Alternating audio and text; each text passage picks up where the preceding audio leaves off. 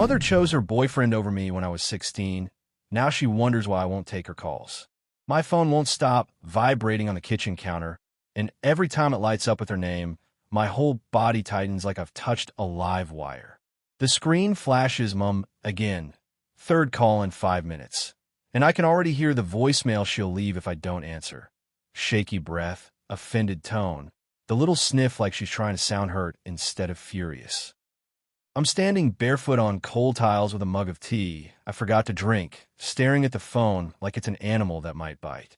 My hands are shaking so badly the tea ripples against the side of the mug.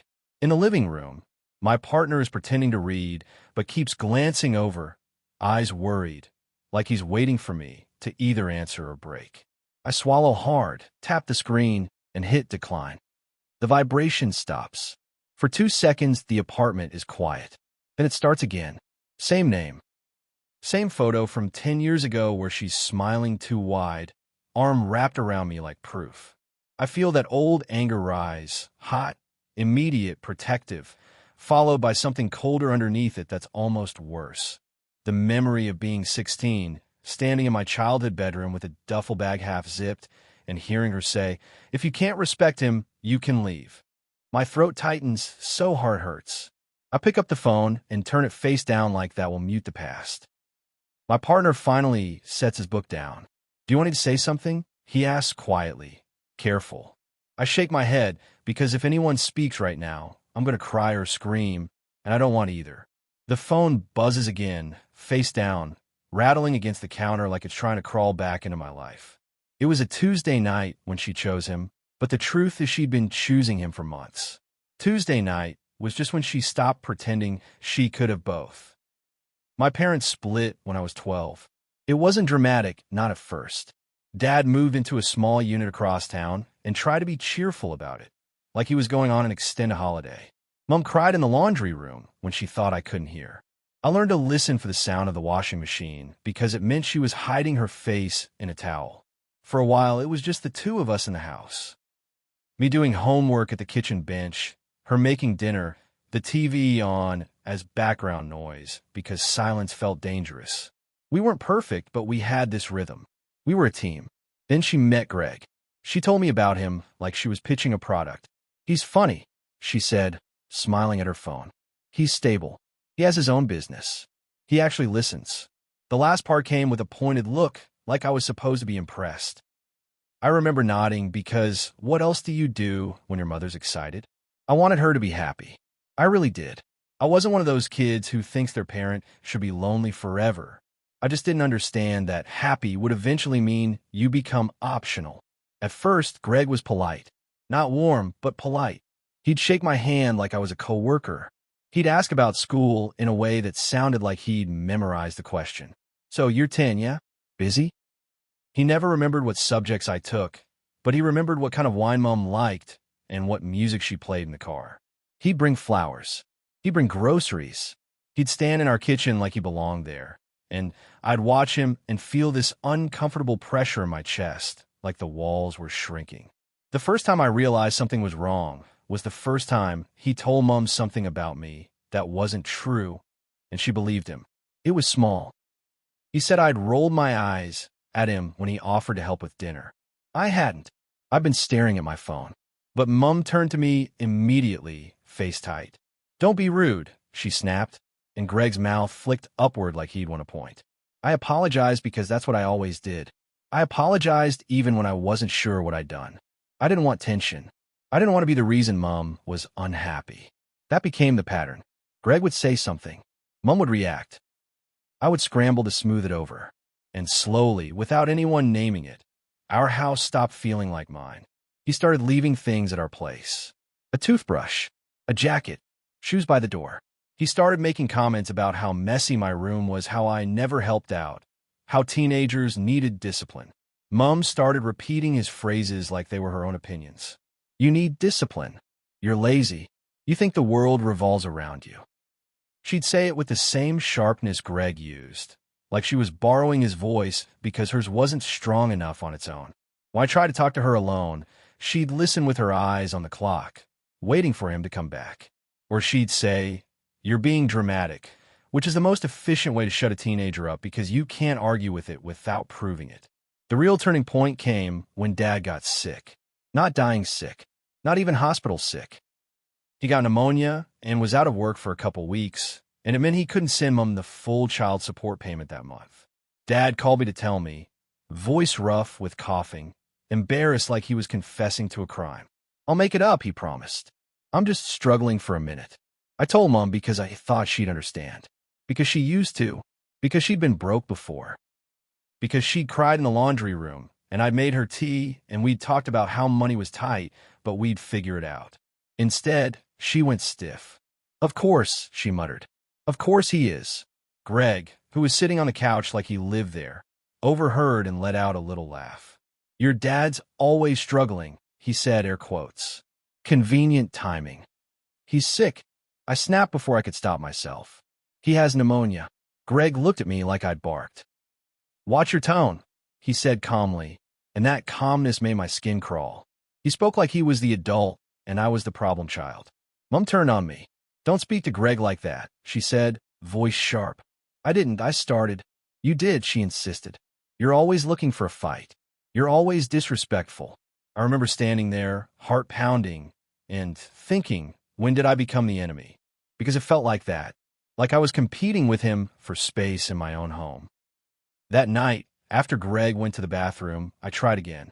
I followed Mom into the kitchen and said quietly, Can we talk? Just you and me? She didn't look up from wiping the bench. What? She said, not unkindly, but not kindly either. Tired. Impatient. I don't like how he talks to me, I said. My voice was shaking. And I don't like how you take his side all the time. Mom exhaled, long and annoyed, like I'd asked her to do taxes. He's not taking sides, she said. He's trying to help. Help with what? I asked. I'm not some project. He's trying to make this household work, she snapped. Because you make it hard. There it was. The core belief. The thing Greg had planted. You're the problem. I felt tears sting my eyes, which made me angrier because I didn't want to cry. I wanted her to hear me. It was working before, I said. Before him. Mom's head snapped up. Her eyes flashed. Don't say that, she warned. It's true, I said, voice rising. You're different. You mean, you don't even talk to me anymore unless it's to tell me I'm doing something wrong. Mom's face tightened. You're being dramatic, she said, automatically, like she'd practiced it. I'm not, I insisted. I'm telling you I feel like I don't belong here. Greg walked back in at that exact moment, like the universe was playing a joke. He paused in the doorway, taking in the tension with the ease of someone used to walking into scenes he created. Everything okay? He asked, tone mild. Mom immediately changed. Her shoulders dropped. Her expression softened. She's just having one of her moments, she said, and the casual dismissal of my feelings hit me like a slap. Greg gave a small, knowing smile. Teenage hormones, he said, and Mom laughed. Laughed. Not a big laugh, but enough to let me know I was the punchline. Something in me snapped. Not loudly. Quietly. I felt myself go cold. Stop, I said. My voice was low, and both of them looked at me like they hadn't expected resistance. Stop talking about me, like I'm not here. Greg's smile faded. Excuse me, he said, still calm. Mom's eyes narrowed. Don't start, she warned. I'm not starting, I said, and my hands were shaking now, but I didn't care. I'm asking you to listen to me. I'm asking you to act like my mother. Mom opened her mouth, then closed it. Greg stepped forward slightly, not touching her but close enough that I could see the way his presence shaped the room. You need to calm down, he said, and that was the moment I realized he wasn't just her boyfriend. He was becoming the authority in my life without my consent. Don't tell me to calm down, I snapped. You're not my dad. You're not my. Don't you dare, Mom cut in, voice suddenly loud. Do not talk to him like that in this house. In this house, I repeated, stunned. Because she didn't say our house.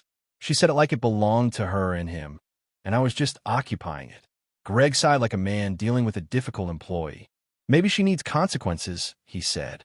Mom nodded as if he'd offered wisdom. Maybe she does. Esther the hair. Are you serious? I whispered. Mom's face was hard now. You have been disrespectful for months, she said. You make everything about you. You sulk. You stomp around.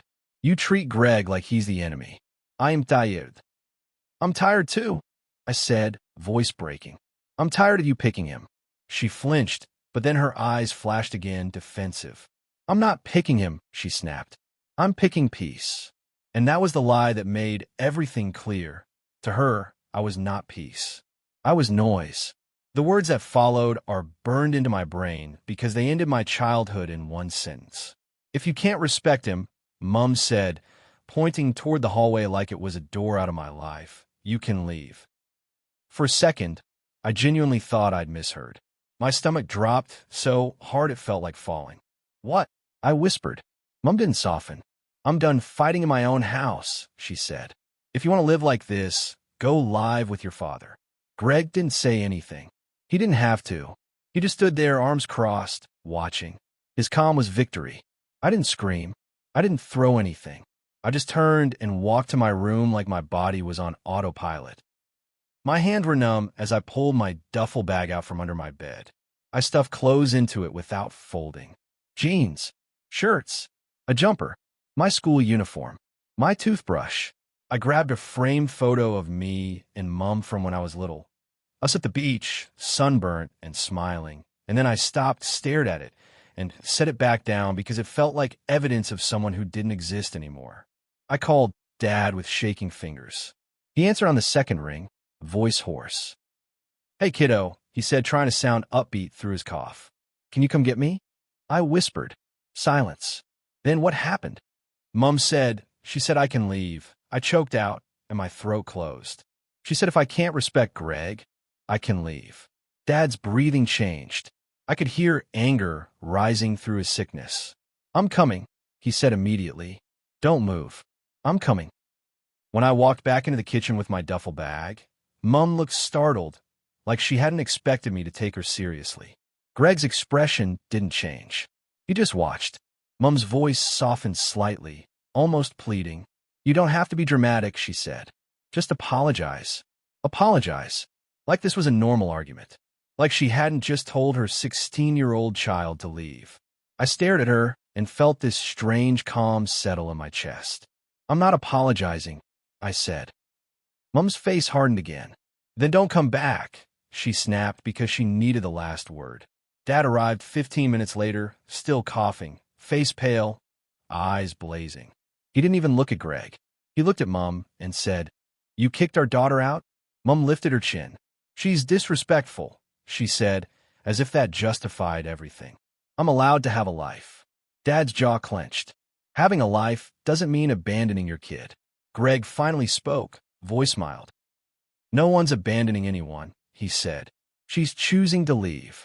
I turned toward him, and for a second I wanted to lunge. Not to hit him, to scream, to make him feel the chaos he'd caused. But I didn't. I just said quietly, You're poison. Mom gasped like I'd swore. Get out, she said, and Dad put his arm around my shoulders and guided me to the car before I could say anything else. I didn't go back. At first, I thought I would. I thought she'd call the next day, calm and remorseful, and say she didn't mean it. I thought she'd show up at Dad's place and cry and say, Come home. That's what mothers do in movies when they mess up. Instead, she texted, Let me know when you're ready to apologize. I love you. I stared at it until my eyes burned. The I love you felt like a stamp she slapped on after the fact to make herself feel better. Living with Dad was different. He wasn't perfect. He was messy. He forgot groceries sometimes, but he didn't make me feel like a burden. He didn't treat me like competition. When he got better, he started taking extra shifts to keep things stable.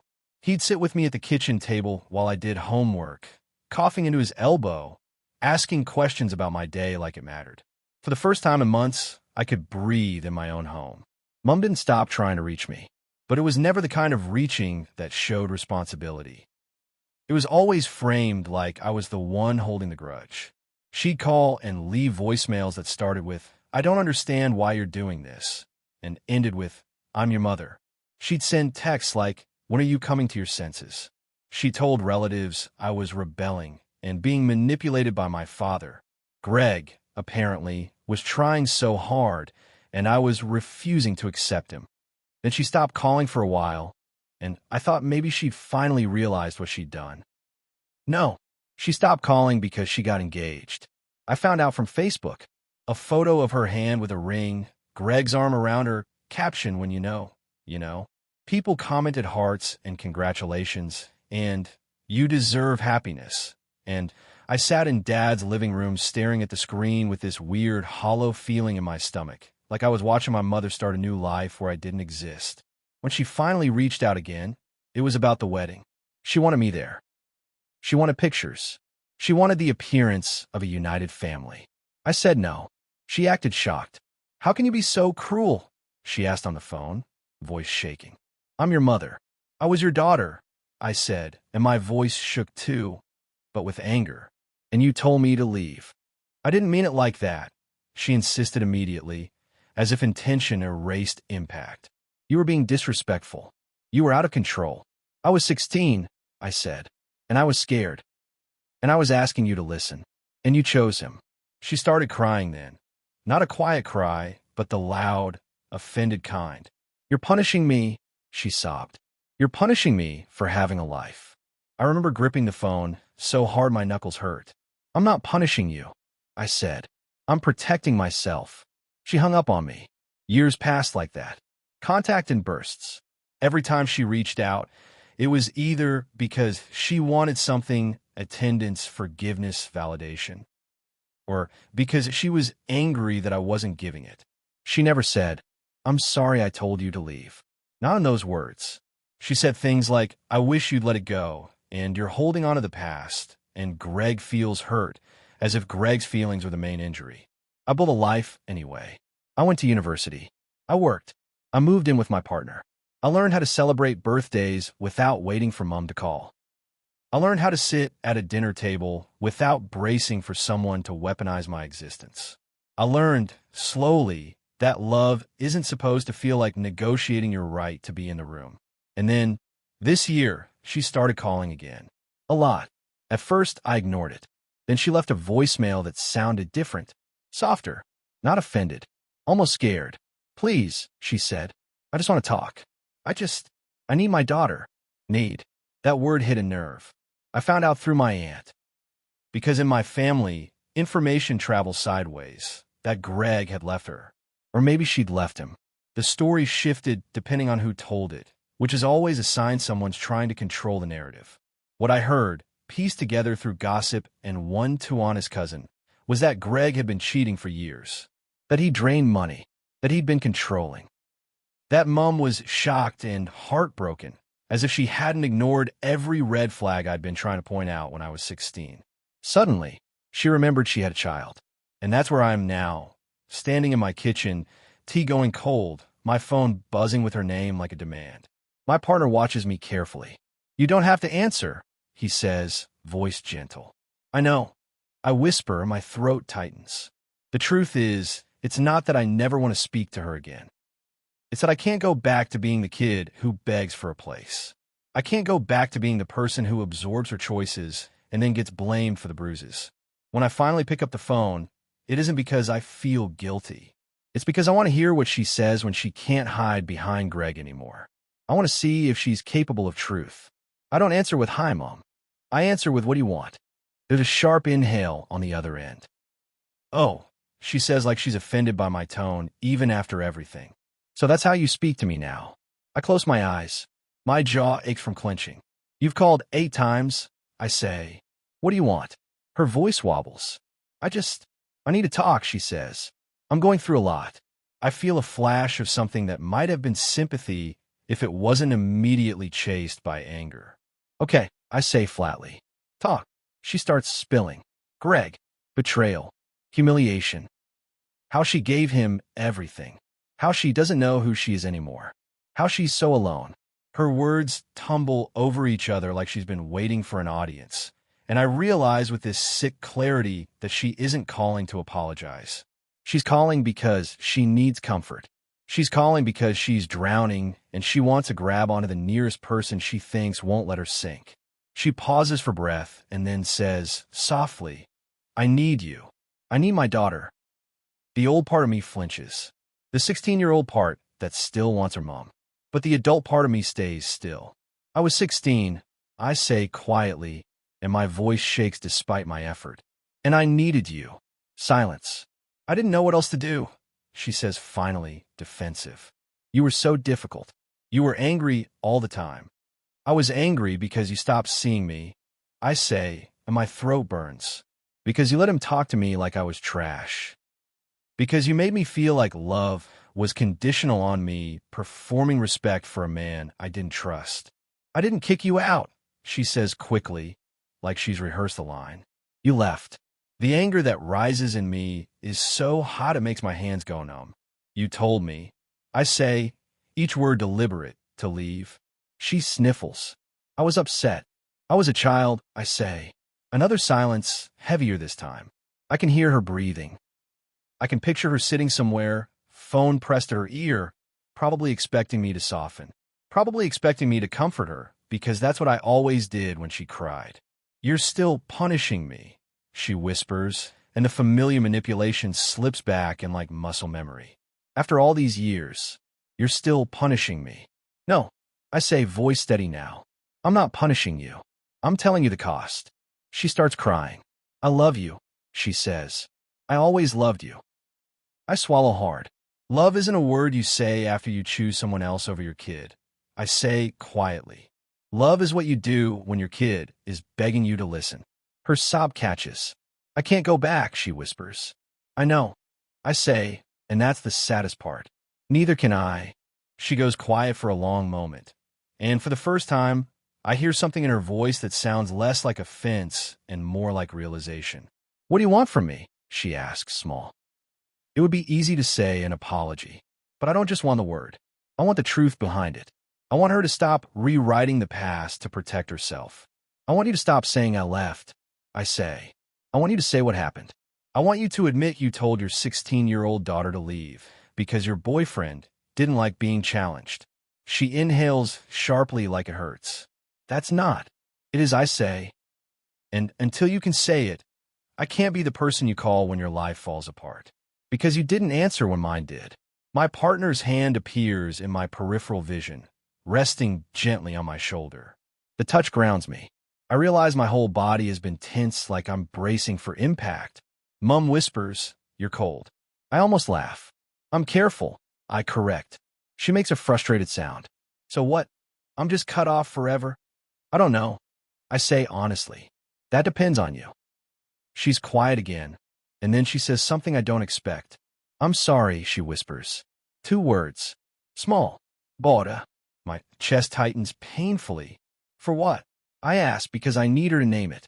I need her to take the shortcut away from me and walk the full distance. There's a pause.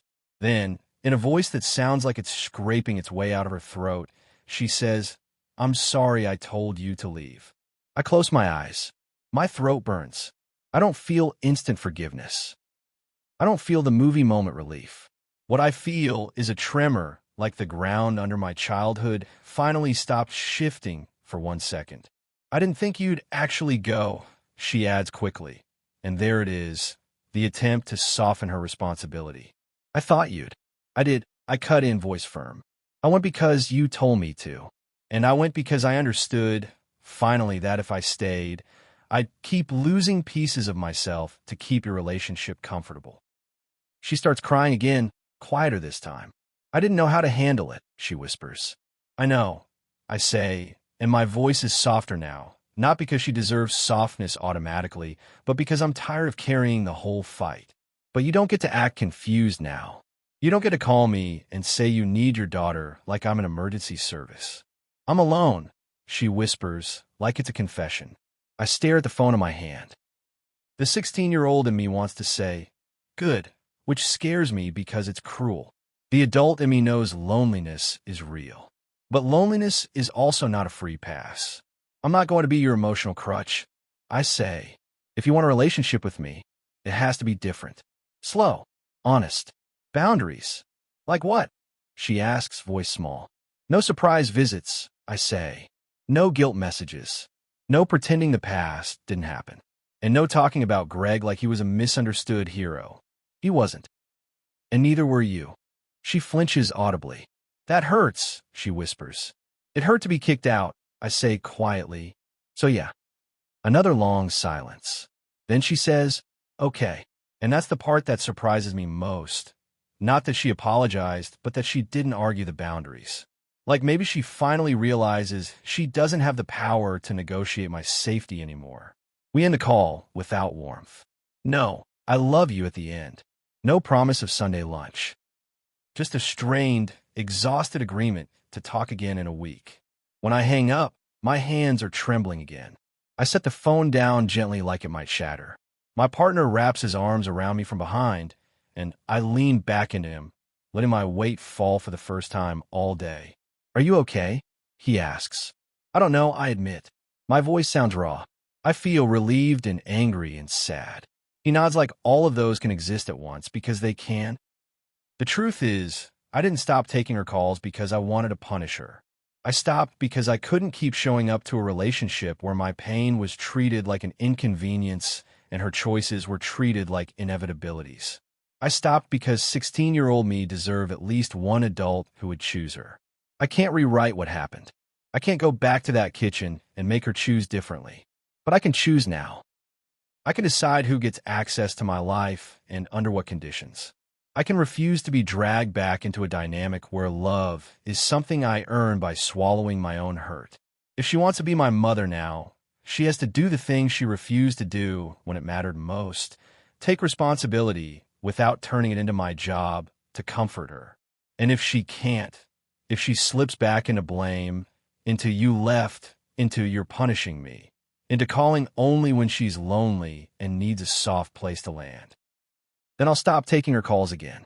Not because I'm cruel, because I finally understand that choosing myself isn't the same as abandoning her. She taught me that lesson the night she pointed at the door and told me to leave.